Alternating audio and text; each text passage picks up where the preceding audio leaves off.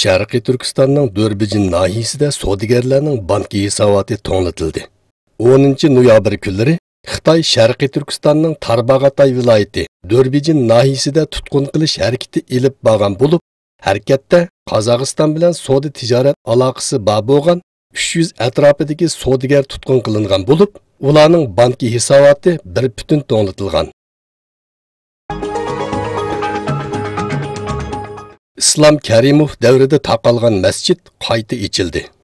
Yaqinda Islom Karimov hokimiyati oxirlashib, O'zbekistonning ahvoli yaxshilanishga boshladi. Bu xil yaxshilanish qatorida O'zbekistonda Islom Karimov davrida taqalgan Toshkent xalqaro aerodromidagi masjid qayta ochildi.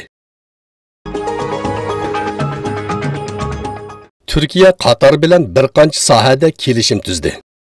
Mazkur kelishim Markaz banklari aro hamkorligi, hukumatlar aro qonun adliya hamkorligi, jinoiy ishlar hamkorligi, TRT bilan Qatar axborot vositalari o'rtasida hamkorlik kelishim loyihasi, Turkiya ilmiy va fan texnika tadqiqot organi, uchur aloqa bexatarlik va texnologiya tadqiqot markazi bilan Qatar davlatlik universiteti o'rtasida tadqiqot hamkorlik kelishimi, insonparvarlik yordam kelishimi qatorliqlarni o'z ichiga oladi. Zimbabwe'da siyosiy o'zgarish yuz berdi. Zimbabwe'da askarlar harbiy siyosiy o'zgarish qo'zg'ab, hokimiyatni tortib oldi.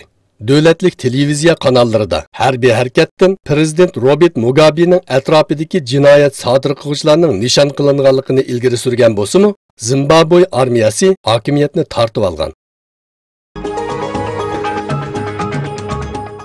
Sharqiy Turkiston O'limalar birligi Istanbuldagi barliq Uyg'urlarni vaz-nasihat so'rniga taklif qiladi.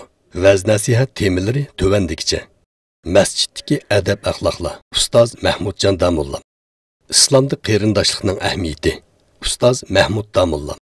Vaqti 2017-yili 11-oyning 19-kuni yakshanba. Soat 9:30 dan 12gacha.